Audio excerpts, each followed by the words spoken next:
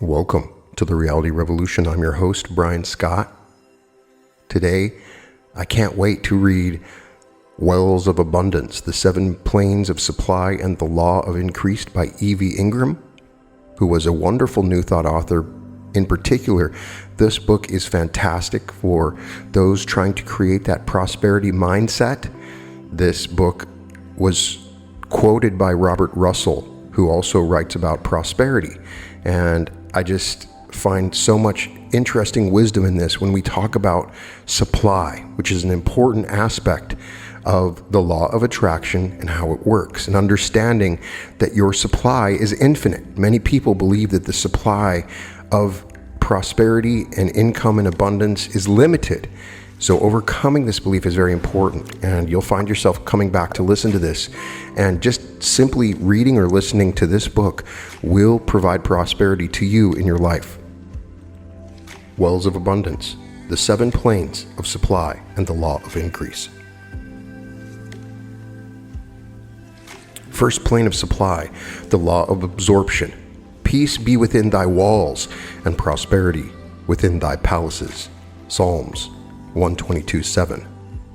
At the root of most human difficulty lies the eternal problem of supply in some of its phases. In fact, supply must include that which supports every phase of our nature, and every difficulty involves some lack of proper support. The ancients called all imperfection a matter of undernourishment. To thoroughly understand the question of supply would therefore enable us to understand the whole problem of successful living. There is a logic to be followed in the matter of supply. Order is heaven's first law, and we must learn to take things first. If we approach supply in the order of its most vital importance, the following sequences will not be difficult. At the beginning, it should be noticed that the more necessary any element is to the sustaining of life, the more there is of it. The easier it is to contact, and the more impossible it is for anyone to separate you from it or charge you anything for it. Take the following elements and consider how relatively important they are in sustaining life, how they are increasingly available as they increase in importance: shelter, clothing, food, water, air, consciousness, hope, aspiration, and finally that mysterious something that is the very essence of life itself. That which increases hope and the realization of a more abundant life would be the most essential element of supply. Faith, prayer, meditation, communion with the presence and power of God would be the most effective means of appropriating this inner supply. What would any outward attainment matter without beauty, music, fragrant odors, and the fineness of the sense of touch? Supply for this phase of our being is free and feeds the inner nature. But we must take the time to enjoy this food for our soul.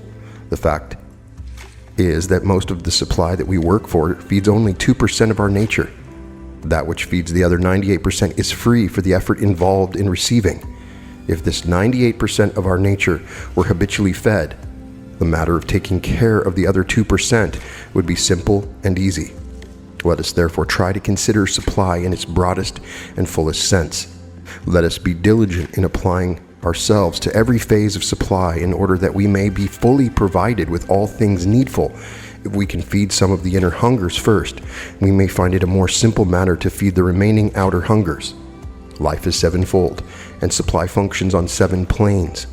In other words, there are 7 degrees or ways in which supply moves. Or we might say there are 7 ways in which we may approach the matter of supply. The simplest form of supply is absorption. In this field, an organism merely absorbs from its immediate surroundings all of the elements necessary to its maintenance and growth. This method of attaining supply belongs primarily to the vegetable kingdom. From seed to fruit, a plant absorbs moisture, the elements of the earth, air, and sun. The vegetable toils not, nor does it spin. It only receives. But when human beings descend to this plane, they vegetate or retrograde. People belong on a plane much higher than that of the vegetable.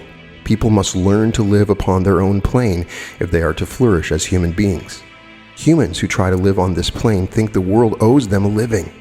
They become leeches and parasites, expecting supply to be furnished by those who are more industrious. They are the beggars who have lost their station in life by expecting support without giving an equivalent in return. The law, give and it shall be given unto you, works with precision. Where there is no voluntary giving for what is received, something is taken from you. The voluntary offering plan in the religious field has pauperized millions of people.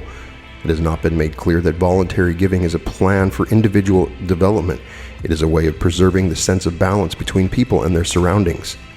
Not understanding this phase of the plan, too many people have imagined that spiritual service is free and that they need only receive. Spiritual and often physical and material bankruptcy have been the results. Every sincere student should read Emerson's essay on compensation. Jesus did not teach that salvation is free. He told the rich young man that it would require of him everything he had. Give, and it shall be given unto you, is his own statement of the law involved. Let everyone who receives instruction or help from any spiritual avenue take due note of this law, and they will doubtless find the reason for their lack of progress. If you can afford to go to picture shows for your own sake and well-being, you can afford to sacrifice the movie, if necessary, to give to the one who serves you spiritually. If you have no material means to give, at least make a note of the date when service was rendered. Place opposite the amount you honestly feel the service is worth. Then ask God to make it possible for you to give this amount. Pray daily for the way to be opened, that you may give as you have received. Keep it up until the way is opened, or until you have deep conviction that God has in some way answered your prayer and made up to the individual or organization the equivalent of the spiritual service you have received. The foregoing is not suggested with the idea of increasing the income of spiritual workers, but to help the student attain a basis of more certain spiritual as well as material progress. With what measure you meet, it shall be measured to you again. Nothing is of value to you except on the basis of value placed by yourself. It cannot truly be yours until you have given value in return for value received. Begin giving blessings, the words of gratitude, prayers of abundance, gifts prepared by your own hands, or any other thing of value that occurs to you. Give to those who serve you in any way and in every way that you can devise. Then see if the blessings you have been seeking are not released to you. You are a part of the entire universe. You are created in the image and likeness of God, who is all. Therefore, every law of supply applies to you in some way. The law of absorption or receiving does enter into the process of your supply. However, you are primarily a spiritual being, and you receive upon a spiritual plane. First, at least, learn to receive the very essence of all things that surround you. Absorb the very presence of life, love, wisdom, power, and substance, just as you might absorb the light of the sun or the warmth of the air. Wherever you go, absorb everything that is pleasing to your soul: beauty, music, the odor of flowers. Learn to drink in everything around you that you can enjoy and appreciate. This is all vital and essential supply. All of it feeds your inner nature. When inwardly fed, the outer supply will become simple. By prayer, breathe in the greatness, the grandeur, the nearness of God. By meditation, receive the wisdom, the love, and the power of God. By communion, unify your nature with the essence of life, health, strength, and wealth of God. All the universe is your storehouse from which to receive. The world is your field of radiation or expression. Meditation. Because a created universe exists, that which produced it must have been operative prior to and during its appearance. That same force must be operative in order that creation be sustained. If this were not true, creation would vanish. I am not a product of the world, but of the same operative principle that produced the world. Therefore, that force which sustains the universe sustains me. I am sustained, supported, and supplied by a self-operative process that sustains and supports the entire universal system. God, who is the sum total of all the visible and invisible universe, I am that I am, and beside me there is no other, is both the creator and the created. I am, then part of God, and actually live, move, and have my being in him. My creator and sustainer is in me, through me and around me. God is the life of my life, the mind of my mind, and substance of my flesh. God is my immediate supply, the complete support of my entire being. My supply is at hand. It fills me, surrounds me, and is poured out upon me from everywhere. Supply flows to me wherever I am and in whatever I do. My supply is constant and exhaustless, and I am richly endowed with all things in heaven and earth. I receive my invisible and visible supply constantly, and I am increasingly rich within and without.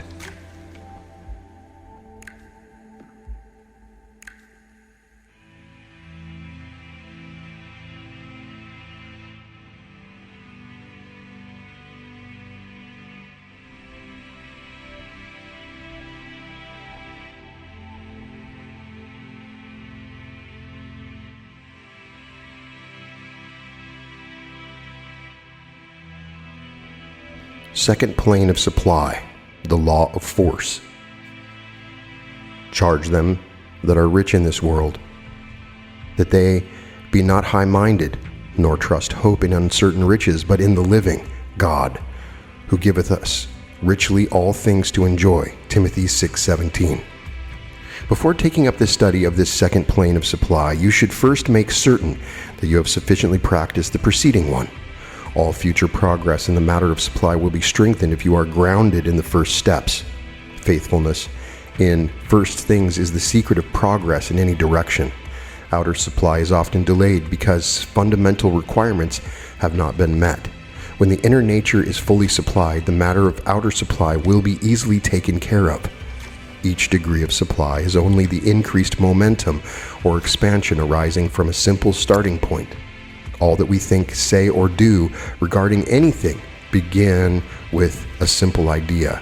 It is futile to hope for full knowledge or power in any direction except through a logical procedure from start to finish in the process. Supply begins with the simple idea of receiving as outlined in our previous lesson. Receiving awakens increased desire and capacity, and we accordingly begin to make greater demands. An individual is more than a sponge. Therefore, the mere act of receiving does not meet the requirements of their more complex nature. Moving on in the scale of supply, we find the next law to be a matter of force. The second plane of supply, materially considered, belongs to the carnivorous animals. These animals get their supply by forcefully taking it from others. In most cases, they prey upon the lesser beasts. When this law of supply is employed, one descends to the animal plane and becomes the thief, the robber, the grafter, the racketeer, the extortionist, and the usurer. By force, cunning, deception, or advantage, they prey upon those who have. That person is not intelligent enough to use their skill and talents to produce for themselves. They devote all their energy to getting what others have produced. Such people are vultures and beasts of prey in human guise. Descending to a plane beneath the human status exacts its terrific toll, for the law of compensation is exact. Such humans lose their peace of mind, their sense of security, their liberty, and often life itself. They lose their self-respect and the respect of those about them. One can maintain his or her standing in the world as a respected person only if one lives as a respectable person. We are co-creators with the source, and to find the fullness of life, we must become a producer and not live by what others produce. Being a replica of the universe, the image and likeness of God has something of every plane within each person. The application of the various laws must be according to this highest state. We are spiritual beings, and the application of the law of force is on a spiritual, not a physical plane. It may be a new idea to you that force is a law of supply on the spiritual plane. Nevertheless, it is so. The kingdom of heaven suffereth violence, and the violent take it by force. Matthew 11:12. Force has no semblance to the forceful measures characteristic of the material or animal world. Human beings too easily surrender to the apparent. A little positive assertion is often all that is necessary to turn the tide of events. Sometimes a more enduring persistence is necessary, but the tide must be turned if we are to rise into the realm of creative intelligence where we belong. Jacob wrestled with the angel all night before he received the blessing. Our little wrestling with facts will inevitably break the struggle with appearances, and the chances are that if we do not exert the necessary force in wrestling with facts, we will have plenty of opportunity to struggle with the apparent. Ordinarily, breathing is a process of simply absorbing or inhaling the air. But if you have ever had the wind knocked out of you, that simple process of absorbing air was not sufficient to meet the situation. You had in this instance to fight for the air. Some force had to be exerted. Perhaps at times you have had to fight for your reason in very much the same way. At times you have faced a difficult rule or complex saying.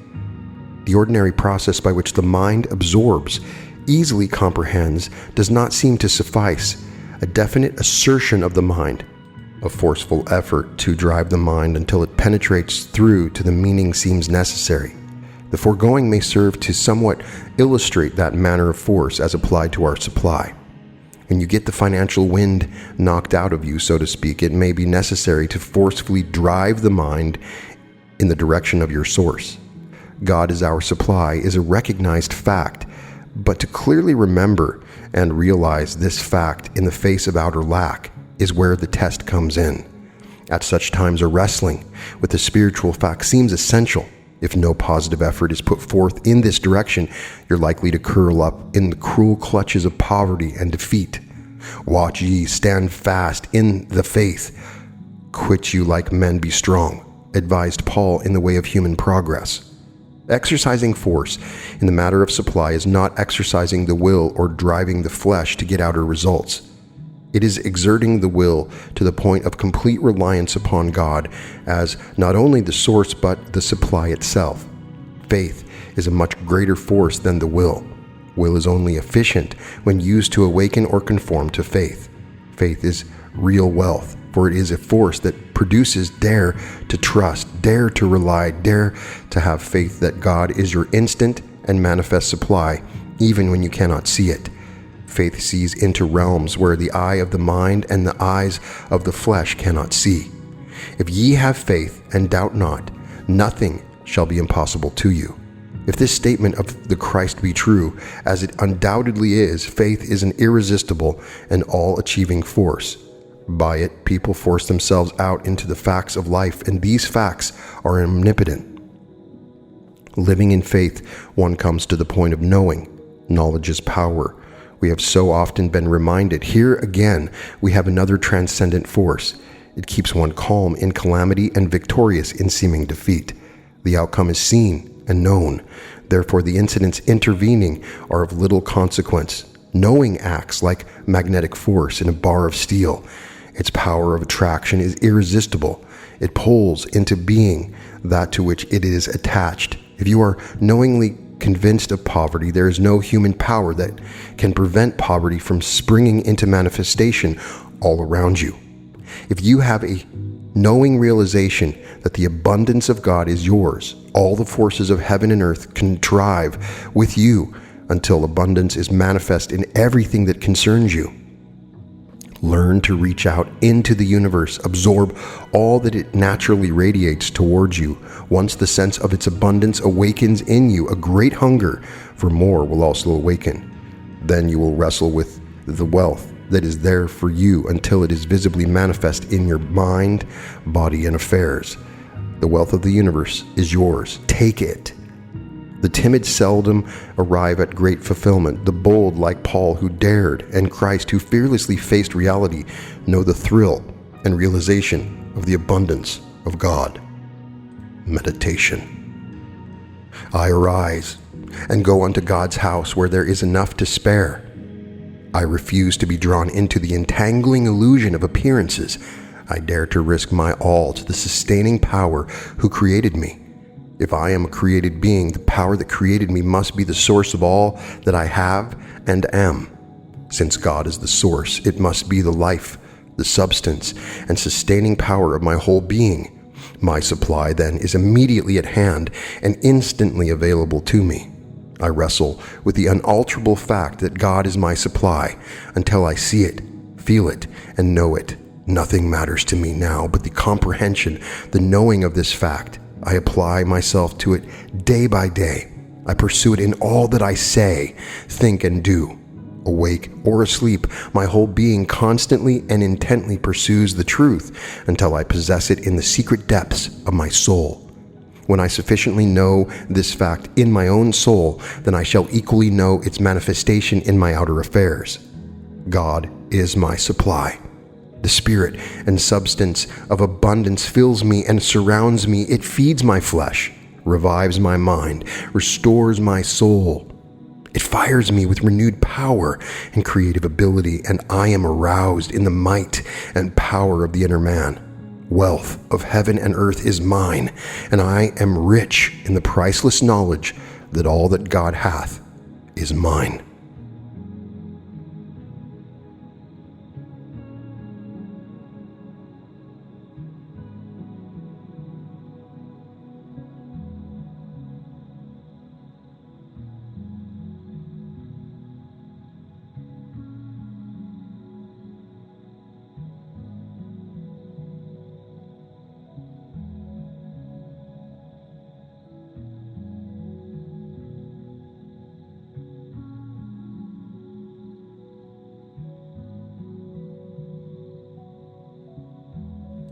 Third plane of supply, the law of work.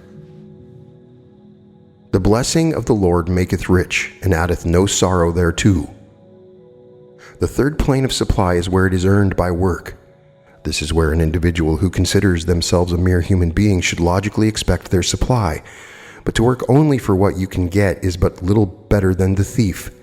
You have not yet caught up with the law of compensation, but it is still at work in you until you reach the place where there is a free giving for what you are receiving, and you are never on secure footing. Your salary is or should be just balance for the service you give. To advance, you must get ahead of the law and begin to give more than you receive. Sooner or later, you will see the law of balance at work. Your increased supply will inevitably come. Profit and service in righteous balance is what makes this plane pleasingly effective. One profits most who serves best is not a mere axiom, but it is a living truth. Voluntary giving of the best you are capable of giving takes the place of exacted toll. Then the returns begin to voluntarily increase. Following this procedure, it finally dawns on you that a sort of mysterious change has taken place. At first, you were always trying to get something. Now, the very thing you were trying to get is seeking you. This new thing also has a way of compounding itself. Not only do you receive more return for your work, but new opportunities for work with still greater returns present themselves. This is one of the most joyous experiences in the path of life. There comes the sense that you are not only making real progress, but that you are in harmony with the law of life. When working men and women realize that work is for the purpose of expressing and developing skill, there will be no drudgery in their labors. When industries operate primarily as schools of skill, problems between capital and labor will vanish. The returns for both will increase and satisfaction will prevail. Each pursuing a motive in which they both agree and profit, they will both attain perfect results. When the motive of both is to get, there can be nothing but turmoil, strife, and ultimate war. When one realizes the entire motive of work is the development and expression of skill, a means of growth and advancement, then the individual has reached the turning point in the matter of supply. Work then loses its strenuousness and becomes a fascinating pursuit. You will also discover that the same degree of joy and eagerness in this motive is returned in the good that comes back to you. The law gives back an exact ratio in kind that you express in giving. Once this process is clearly experienced, one becomes as fascinated with their work as in the most intriguing game. Wealth gotten by vanity shall diminish, but he who gathereth by labor shall increase. One may find courage in the possibilities of securing work if they will contemplate a statement by Gladys M. Relea in Collier's for April 30th, 1938, that according to occupational experts, there are 25,000 ways to make a living in the United States. This information should be interesting enough to instigate everyone looking for opportunities for service instead of explaining how and why there is nothing to do. Once abundance is attained, there is a greater need of inward ability than before, because both yourself and your money must be sustained. The sleep of a laboring man is sweet, whether he eat little or much, but the abundance of the rich will not suffer him to sleep. Ecclesiastes 5:12. Unless strong character is built in our accumulation of outer wealth, we only get into greater unrest than before.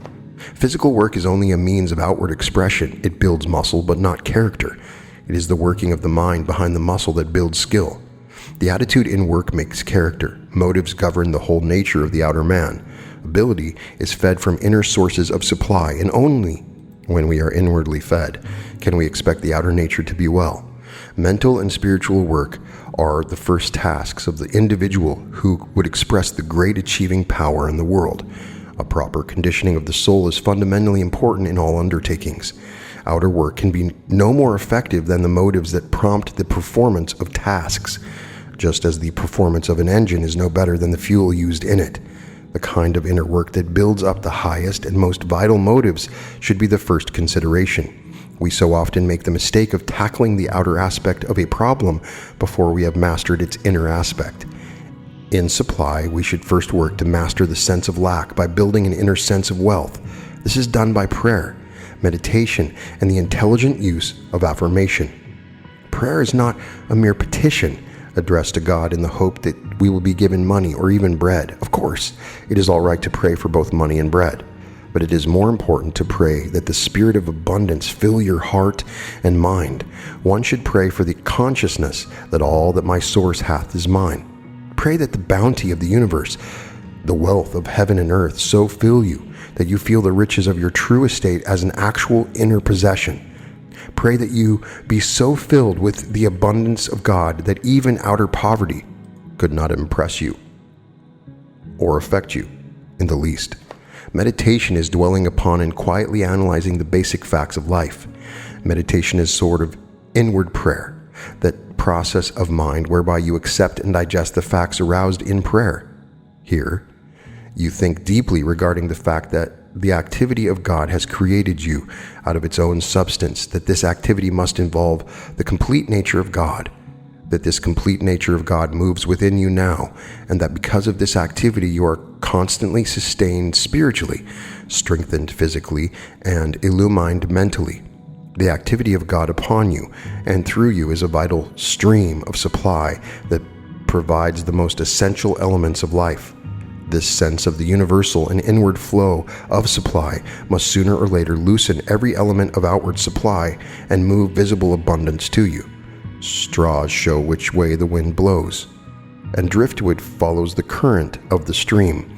So does your outer supply flow on the current of inward supply. Affirmation, another phase of spiritual work, is a definite laying hold of an attitude of accepting and appropriating supply that has been uncovered and set into operation by prayer and meditation. Affirmation does not take the place of prayer and meditation, but it does supplement and coordinate them with the outer world. Give yourself daily to your spiritual work in the matter of supply. Keep the mind first interested in the spiritual sense of supply. Only let the mind turn to include outer supply when the inner realization is strong throughout your entire nature. Meditation. Almighty God, source of all creation, flood me with thy light and life. Pour out your whole spirit and substance upon me, and supply me richly with all the fullness of your bounty. Let thy exhaustless wealth enrich my spirit, endow my soul, and fill my mind with the riches of the kingdom. In gratitude, I receive the blessing of the Holy Spirit. In the depths of my being, I meditate and ponder the great wealth that I daily and hourly receive from thy rich storehouse. Thy substance fills my whole being, and I am richly blessed with every good and perfect gift coming from the source of light. All the wealth of the universe is mine. The riches of heaven and earth flow to me, and I am made rich within and without.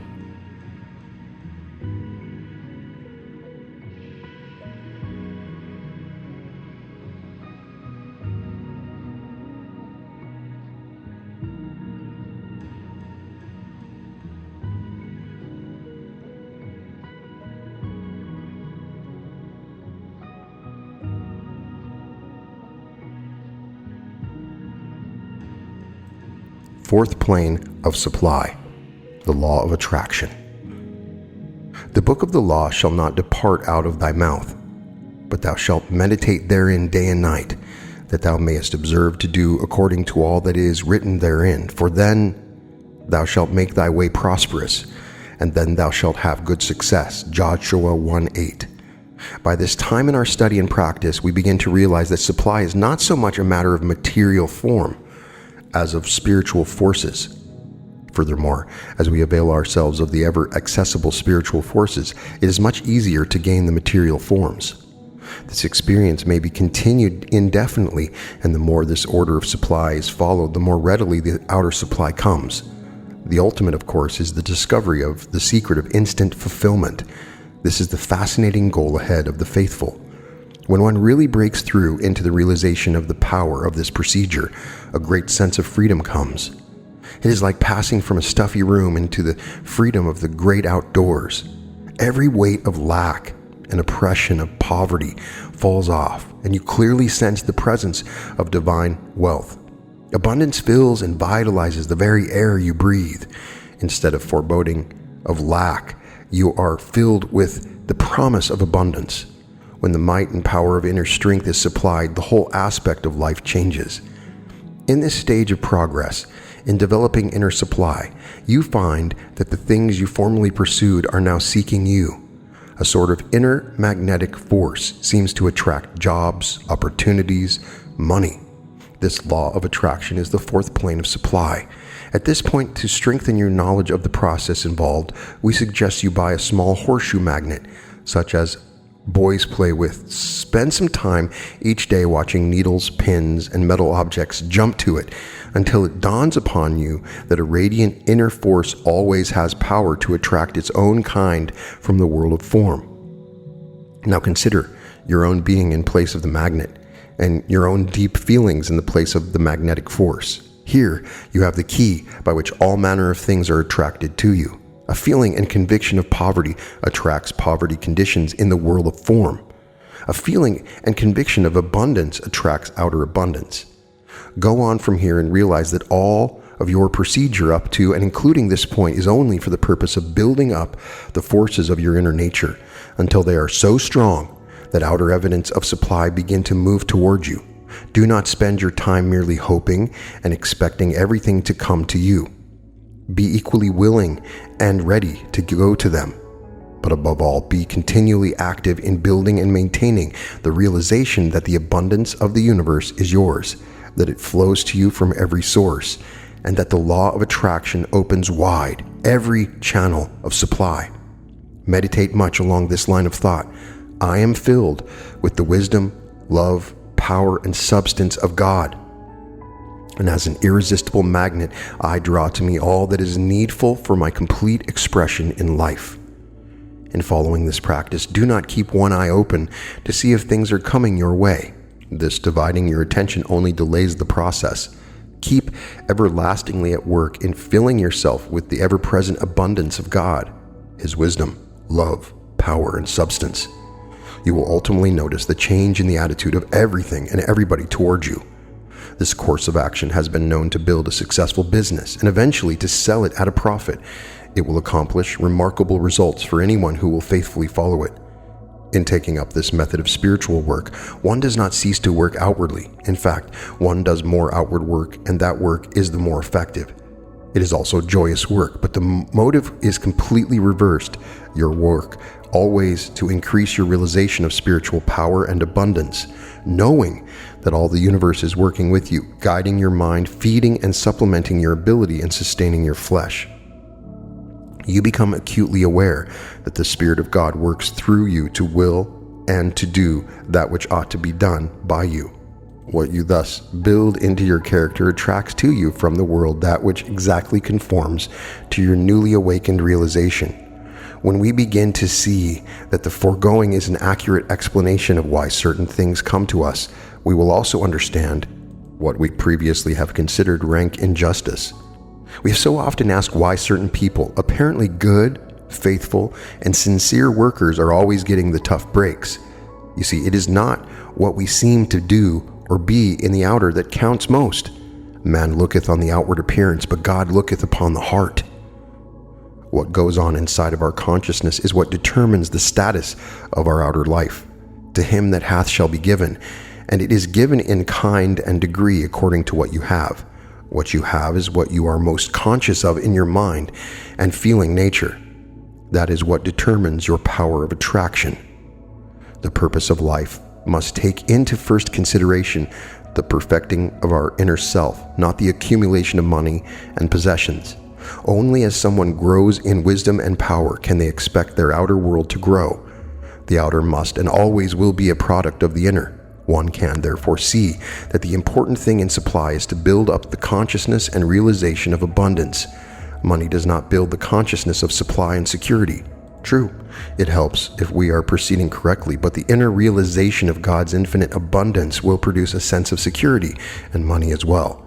Your world changes as inevitably and under the same law as the expression on your face changes. It is not the smile that makes a joyous heart, but a joyous heart that produces the smile. This same law applies to the condition of your body generally, to your clothes, your home, your business, and your finances as well. With what measure you meet, it shall be measured to you again. What you radiate determines what your manifest world will be.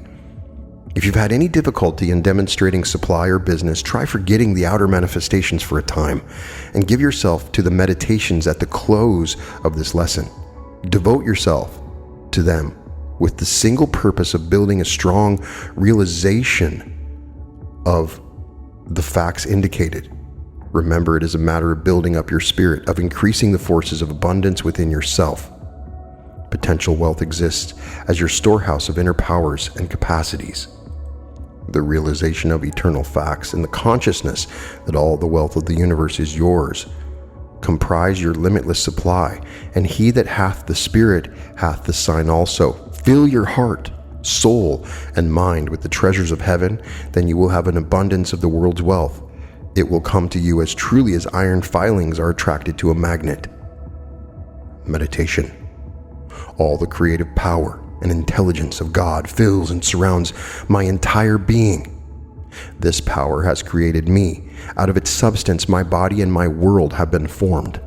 The presence of God with me and in me sustains, feeds, and nourishes me in soul, in mind, and in flesh. Only the Spirit that created me can sustain me. Therefore, I feast upon the Spirit of God's abundance that is now and eternally poured out upon me from the four corners of the universe. I receive it, accept it, and build it into my consciousness and character. It is my light, my life, and my substance. I am filled with the wisdom, love, power, and substance of God. They feed and nourish my whole being from within. Refreshed in the knowledge and power of God, I am supplied with the original essentials of life. Being filled with the Spirit and radiant in the consciousness of God's rich abundance, I am an irresistible magnet that draws to me all material things needful to my completeness and perfection.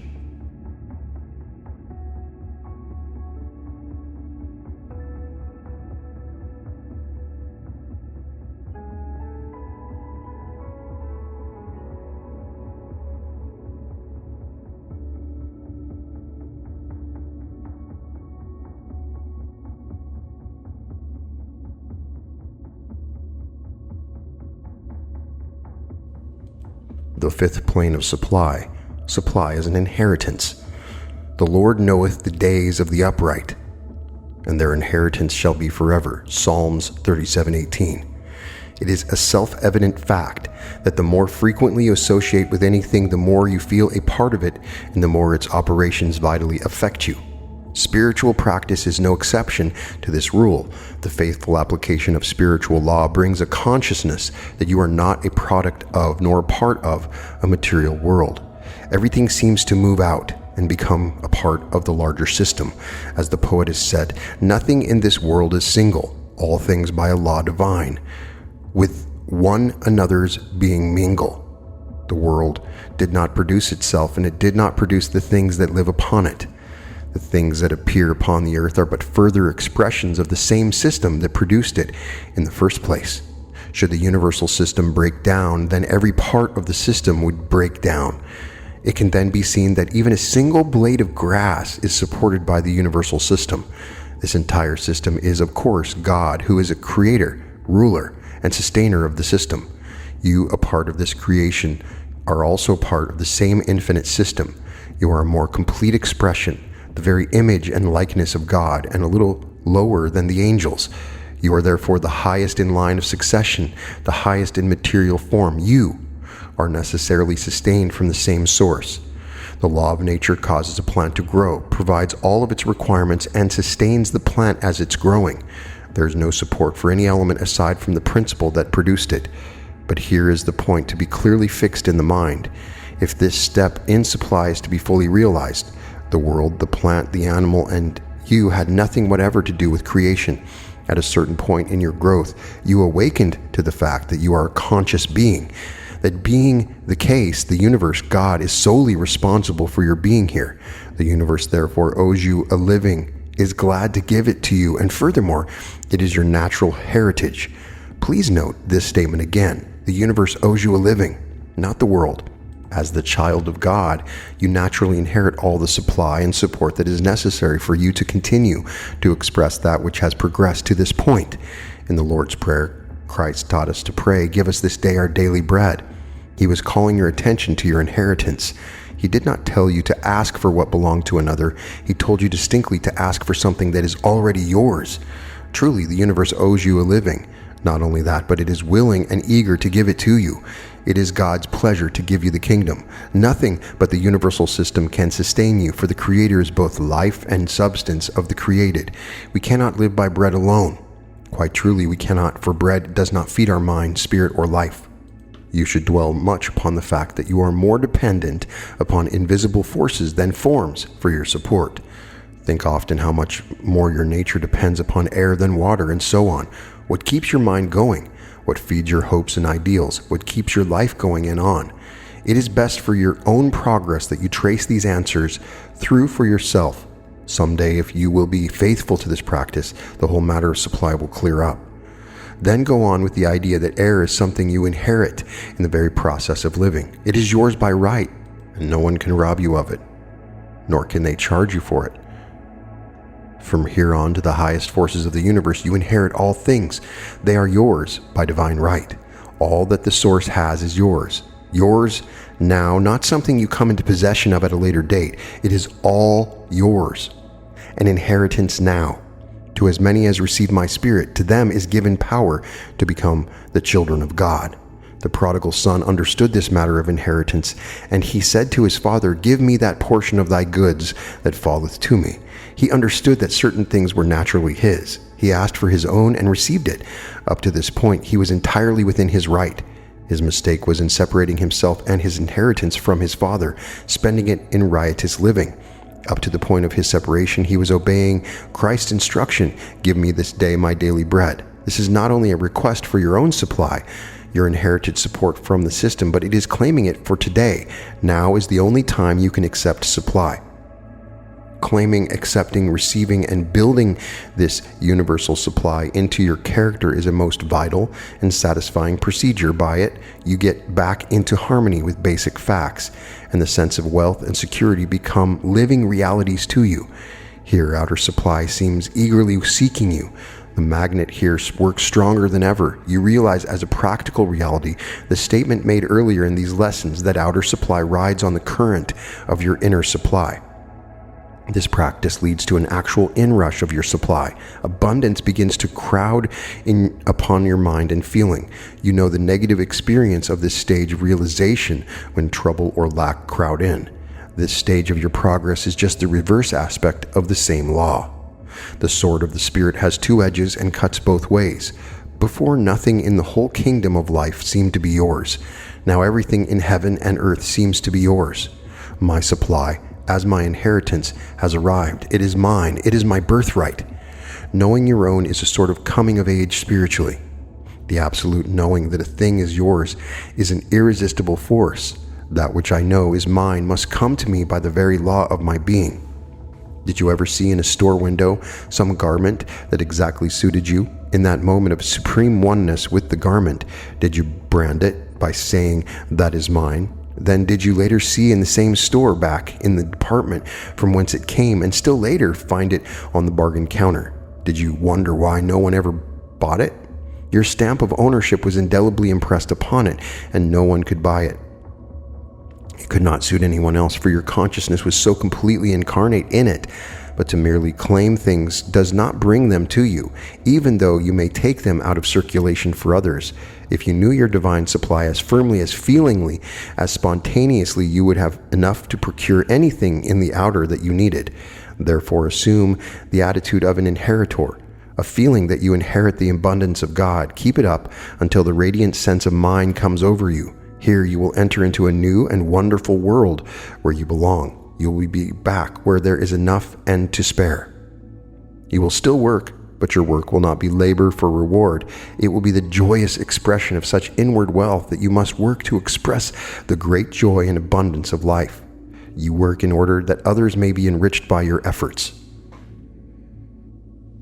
Meditation. Being a product of the creative law of the universe, I inherit all of the life, intelligence, and substance of infinite space, God. God has created me as a vehicle through which I express in my life. As God has given me my being, I am an expression of the life, intelligence, and substance of infinite space, so that the pleasure may be completed and continuous.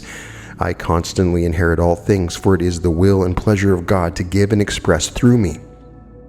All that the universal source hath is mine. Give me this day my daily bread. Give me now the fullness of supply that is rightfully mine. Let my rightful inheritance flow from heaven and earth as it is ordained from the beginning.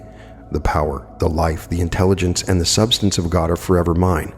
They are mine by the law of birth. They are mine now, and I receive them with gratitude. I claim my inheritance of wisdom, also that I may use my vast inheritance to the honor and glory of my source. I accept and receive my inheritance of all good, that the glory of God may be made manifest through me.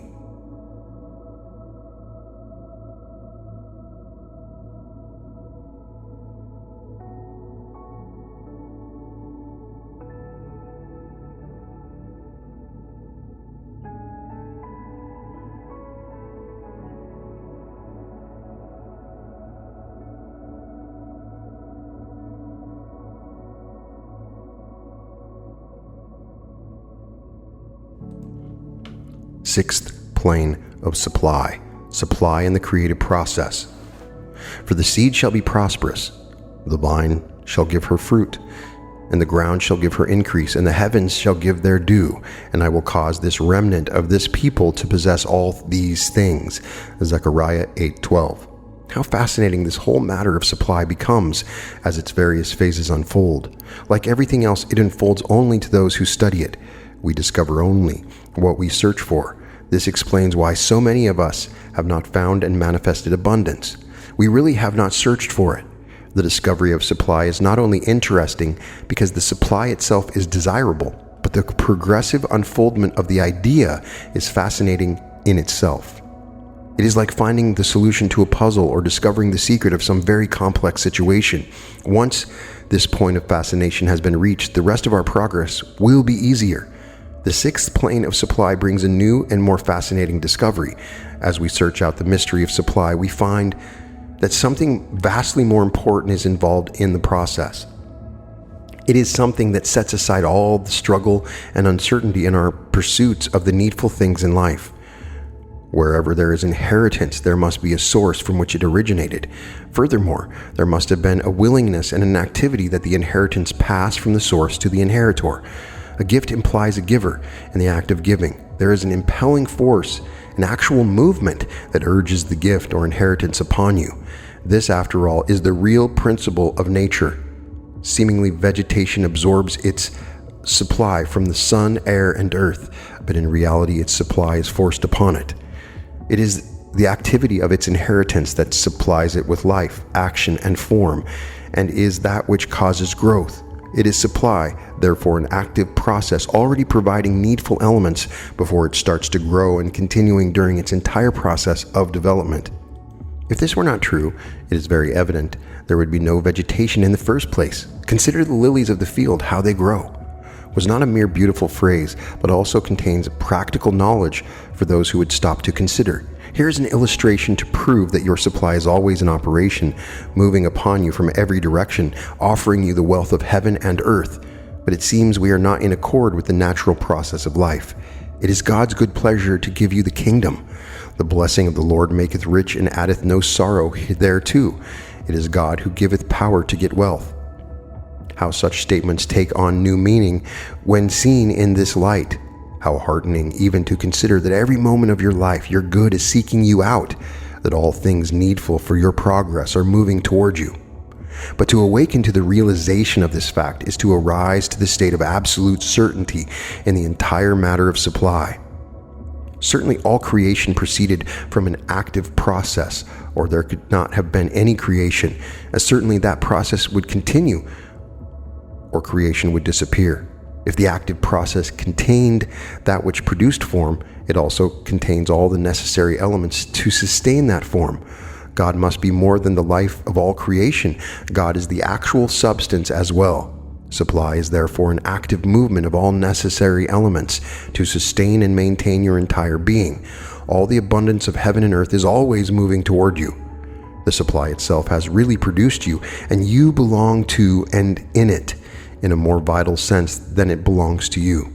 It is not so much that you inherit it, though this is true, but in a truer sense it has projected you. You are its expression. The law has forced itself out through you, and it's continually trying to force itself out more and more through you. This is where the whole idea of our divine lineage comes in, and this bond rests the whole law of inheritance.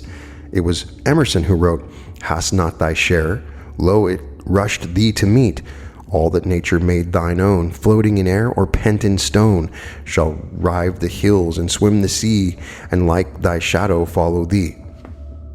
Perhaps you can better understand the terrific urge for your supply to express in you if you think for a moment how all living forces move toward expression. Notice all eagerness that impels you to tell everything you know, or to express what you feel or produce what you idealize. The desire for full expression seizes your whole nature whenever creative ideals fill you. The singer longs to sing, the dancer to dance, the artist to paint. The whole process of life in heaven and earth is a dynamic and irrepressible movement toward manifestation. It is upon the tide of such a force that all of your supply moves toward you. The faithful practice of the preceding steps should here now have brought you into perfect accord with this process. If so, your supply should spring forth speedily and abundantly. But again, remember that outer supply moves on the tide of the inner. Do not be drawn away from the realization of this self-acting, eager force that moves to supply you with every good and perfect gift. Too much concern about results will insulate you from its full and free expression through you. To live in absolute assurance that the results are inevitable is to keep the circuit through you flowing at full force. Supply is really the follow-up or continued action of the process that created you. That being true, your full supply is guaranteed as long as the creative process is operative. You need not fear that this supply will pass in your lifetime, for the things of God are the same yesterday, today, and forever. Here's another vital fact that appears in considering supply at this point. Since it moves eternally, all that you have not used is cumulative. It is stored up for you just as water is piled up behind a dam. That is the cause of the pressure that you feel. You think the pressure is the weight or oppression of lack, but it is not. It is the pressure of your universal bank account, the unused resource of your nature that is crowding itself upon you. Did you ever notice how prolific the fruit crop is when late frosts or other causes have kept the trees from bearing 1 or more years? Did you ever observe how much better one's health often is after a sick spell? Life moves on, and unless we keep up with it, we feel its pressure. Someday, you must express the abundance of spirit. It is the order of life. All that you have lacked is stored up back of your nature. It is a priceless universal bank account waiting for you to adjust yourself to its tendency, that it may flood you with blessings until you shall be unable to contain them all. The great secret in swift results, either in healing or supply, is in the knowledge that omnipotence moves upon you to heal, to bless, and to prosper you. Study this law, watch for its action. Wherever you go, consider it until at last you grasp it. Then, the abundance of heaven and earth is yours. Neither come I of myself, but God hath sent me. John 8:42. The same force that sent all and sustained all, it also healed them, everyone. The same power that sent you will sustain and heal you if you receive. Meditation. The same power that produced heaven and earth must necessarily sustain them. The power that created must be the lift and substance of the created. That power moved to create and must now move to sustain. These facts must stand as the eternal law of being. Therefore, my supply of all good is at hand. The wealth of heaven and earth move toward me on the current of infinite creative power. The tide of God's creative power, the Spirit of God that moved to create, still moves. It moves to sustain me and all creation. It moves with pleasure to express and to fulfill itself in me here and now. With eagerness, it floods my whole being, pressing itself out into complete expression through my mind and flesh and into my affairs. I inherit the wealth of the universe, and it eagerly and actively seeks me out, pouring its great wealth upon me. The riches of the kingdom flood my whole being. I am richly and abundantly supplied within and without from the eager storehouse of the universe, a supply that is more eager to manifest wealth through me than I am eager to receive it. I open my whole being wide, that the eager abundance of God may enrich me and all of my world.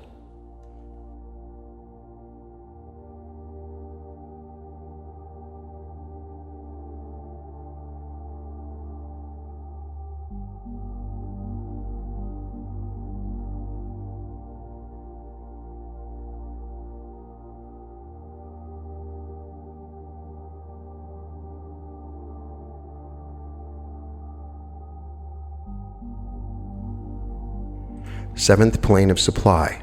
Supply in the absolute. For the earth shall be filled with knowledge of the glory of the Lord as the waters cover the sea. Habakkuk 2:14. It may be a bit difficult for those unaccustomed to considering abstract things to grasp supply in its absolute sense. This is a realization that one is more likely to grow into than to grasp offhand. But to those who can grasp it, it is the direct approach to both supply and health. It all centers around the fact that cause and effect are one. They are always synonymous and therefore simultaneous. If it is true of God, it must be true in manifestation, is its logic. But the mind schooled to appearance does not readily grasp this. Such a mind trying to apply this logic creates a conflict in one's nature, and confusion and vague uncertainty results. One who does not readily grasp the idea of this plane had better approach it by easy stages of the preceding lessons. But those who can at least sense its truth will find swift progress in following this highest fact. It can hardly be called law, for it is not a movement by which results are realized, but rather self-evident and self-expressed facts. The process by which we arrive at this state might be likened to a very wealthy man falling asleep and dreaming he was very poor. In the dream, he may have all the experiences and feelings of poverty, but it would only be a dream. Finally, he awakens and his wealth is there. The only attainment involved is to wake up. A man once explained his escape from danger in the same way. He dreamed a lion sprang upon him. He was so frightened he awoke, and of course he awakened to safety because there was no lion there. All sense of lack and disease has always been classed as illusion by those who have attained illumination, those who have awakened. They tell us that we are held in earth sleep, but then we awake. We shall see the truth as it is. It is the exact difference between ignorance and knowledge. An acceptance and understandable basis of reason to which the absolute approach may be compared is in the simple fact that 1 + 1 = 2. Now, if I have no figures to express this fact, the fact still remains, does it not? If I say it equals nothing, or if I say it equals 3, you still hold the fact that 1 and 1 = 2, do you not? Well, in this you're using the same type of reasoning that is employed in the absolute approach to supply. If God is, then supply is. If God is manifest, then your supply is manifest. But you have to wake up to the fact. In Revelations 2:9 we read, I know thy works and tribulations and poverty, but thou art rich. This is proclamation of fact, regardless of appearances to the contrary. In like manner, we must school ourselves to facts until we awaken and see the truth thereof. When we see and know the truth, we are free of illusion. The individual attains to the seventh plane of supply in the absolute, only when they have expanded their consciousness to comprehend the universality of all things visible and invisible and have entirely lost the sense of separateness. There is no longer thee and me, God and us. There is only God. The highest consciousness of supply comes when you have so completely lost yourself in the infinite that you no longer think of or speak as being in any sense apart from God. As Longfellow wrote, we no longer entertain our own imperfect thoughts and vain operations, but God alone speaks in us, and we wait in singleness of heart that we may know His will, and in the silence of our spirits that we may do His will and do that only. A sponge immersed in water becomes completely saturated with it. It returns to the state of complete oneness with the environment in which it grew, so as we, returning to our source, abiding in it, reach the point of complete saturation. We are one in and with our source. I and God are one. Here you are in God's house, and all thine is mine, and all mine is thine. To comprehend this basic and unalterable fact is to absolutely one in and with all supply. To help awaken yourself to this state, try to feel yourself in the midst of infinite abundance, much as you might feel yourself in the warmth of the sun while taking a sun bath. After a while, you feel the warmth all through you. At the point of complete oneness, you say, I am warm. The same situation will prevail then, as if you make your complete oneness with supply as it is. Train yourself to feel saturated with the wealth of the universe.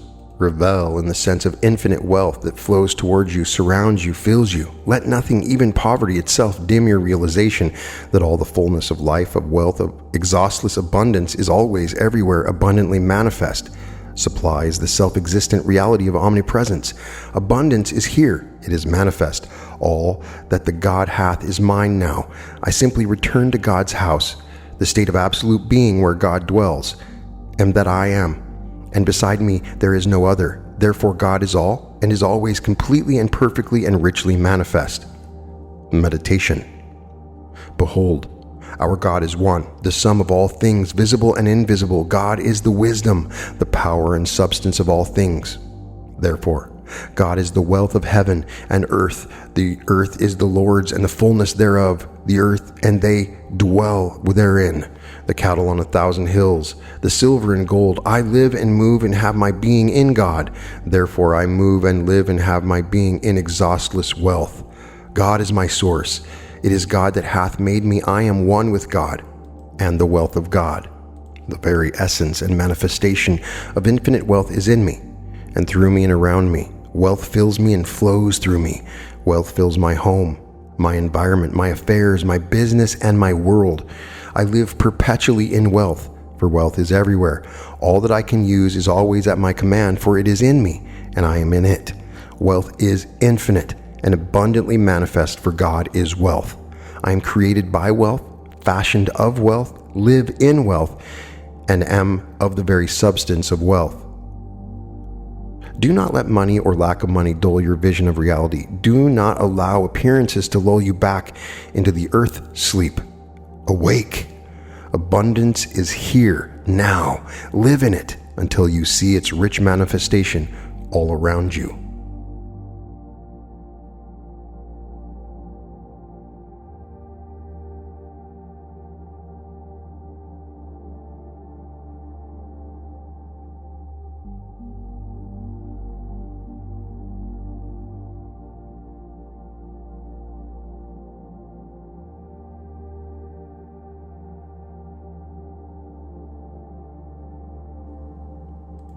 The law of increase. And all the tithe of the land, whether of the seed of the land, of the fruit of the tree is the Lord's. It is holy unto the Lord. Leviticus 27:30. To understand the law of increase, you first need to understand the importance of tithing. Any practice that endures for centuries must have more than casual importance in human affairs. The further fact that many of the world's greatest credit their success to the importance and practice of tithing also impresses us with its importance. What is a tithe? Originally, a tithe was a percentage of flocks, herds, or produce. Incidentally, this percentage given to the Lord was the best of the lot or crop. After the advent of money as a medium of exchange, at least 1/10 of all money received by the individual was turned into religious channels. It should be remembered that a tithe is neither gift, reward, charity, nor payment for services. It is 1/10 or more of your income left with the source of all things as belonging within and to that source. It is left that you may not sever your contact with source as did the prodigal son. The farmer follows the plan of tithing perfectly and scientifically as far as his crops are concerned. Approximately 1/10 of the best seed he raises is kept for replanting. This is returned to the soil to perpetuate the process of growth, that there may be something to perpetuate the law of nature. The seed sown is not a gift, nor is it charity or compensation. It belongs to the soil as an inseparable part of the process of nature. All increase is contingent upon this procedure. Not only is the best seed saved and used for this purpose, but the ground is prepared and supported in the best possible manner. You see, the farmer protects, preserves, and supports the field from which he directly receives his service. What is the actual purpose and law of tithing? The answer is found in Malachi 3:10. Bring ye all the tithes into the storehouse, that there may be meat in mine house, and prove me now herewith, saith the Lord of hosts, if I will not open the windows of heaven and pour you out a blessing, that there shall not be room enough to receive it. The purpose. It is evident from the above that the first motive of tithing is the support of that individual or organization engaged in spiritual activity, where the knowledge and power of God is promoted. It is definitely for the support of spiritual ministries that extend and expand the work of the Creator. The law of tithing is the law of sowing and reaping, where there is definite contact preserved between cause and effect. The effect is supported and perpetuated. If a break in the process occurs, the effect must diminish accordingly. When the prodigal son separated his inheritance from the father, it soon dissipated itself. The law is to perpetuate and amplify whatever it is allowed to act upon. Tithing preserves this contact. It keeps your affairs in contact with creative power. The fruits of the law are contingent upon observance of the law. To whom is the tithe paid? In Old Testament times, the tithe went to the support of the Levites, meaning those who adhere, as adherents of the spiritual law. They in turn passed on 1/10 of their supply to the support of the priest. In this way, the structure for perpetuating spiritual ideals was well supported. One would naturally tithe at that point when direct contact is made with the spiritual work, be it a structure or function. This is not necessarily the largest spiritual organization, but that particular individual or organization or immediate source from which you are receiving your direct spiritual help or inspiration. These are all stations in great order of spiritual upbuilding. To serve the least of these is to serve the whole. Only through these spiritual movements have the greatest ideals been preserved, and they are worthy of the greatest cooperation. Great spiritual organizations are built up by great cooperative efforts. A spiritual ministry in your locality can be no stronger than the support of its followers will permit. Both spiritual worker and student of spiritual things should realize the importance of strong, well-supported points of spiritual service in a community. But some say, should not spiritual work and workers demonstrate their own supply direct? The answer is yes, but God speaks and acts through you as a channel. You look to the individual or organization as a channel through which you receive spiritual help. In turn, it is perfectly within the province of spiritual practice that you should be the channel through which God supplies the minister or ministry. It is a poor rule that does not work in both ways. To safeguard your own best interest, you should make your chosen channel of spiritual refreshment as strong as possible. You should strive in thought, word, and deed to perfect that channel through which you receive. Or you should strengthen the channel in the community for the community's sake, if you have no sense of need for yourself. At the same time, you also provide for those less fortunate than yourself. To make it possible for those around you to receive spiritual help, you help to lift the standard of your own community and therefore improve your own environment. This reacts to your greater blessing and advancement. A starved spiritual ministry cannot give to you or your community the best spiritual support.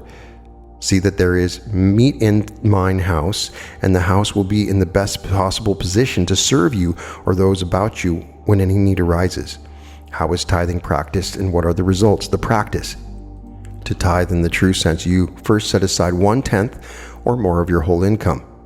Gifts, charities, obligations, upkeep of relatives, etc., are a matter entirely outside the question of tithing, just as a farmer may give or sell his grain, but not the seed reserved for planting his own fields.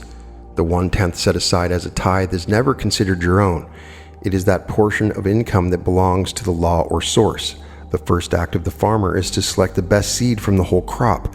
The tithe is 1/10 of your entire income, first set aside as a seed, used to maintain contact between the law and your income. This tithe is turned back into the law as soon as directly as possible. But return your tithe to the storehouse joyously, as you would plant a garden. Do not feel you are giving, but merely returning to God that which belongs to the source of all that you are and have. Remember, it is for the purpose of maintaining an unbroken and ever-enlarging contact with the law of life that the action of the law may be perpetuated in your affairs and the world. The results: when you have tithed directly into the field from which you have received your immediate spiritual support, you've placed yourself in the most direct position with the law to be assured of the most direct, abundant, and personal blessings. Then the blessings that maketh rich and addeth no sorrow thereto are to be expected as your sure reward. Only through preserving your contact with the law of life are these blessings to be derived. 10, 20, 50, or even 100-fold increase is not too much to expect from prompt and complete conformity to the spirit of the law. We do know that through some disobedience to divine law, we have received more trouble than we could contain. Why should not a conformity to the law bring fulfillment of the promise that our blessings shall be more than we can contain? Prove me now herewith, saith the Lord. However, the greatest reward is an inner sense that we are in harmony with our own fundamental nature. Inner peace surpasses any outer attainment or material reward. The sense that we are right brings the greatest peace and satisfaction that life affords.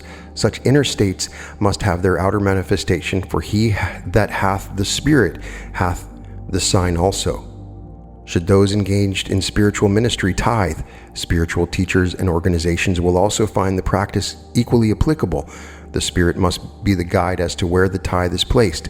The order of motives holds good here as elsewhere. However, the law operates definitely whether given to an individual engaged in spiritual ministry or when given to a large, well-organized ministry.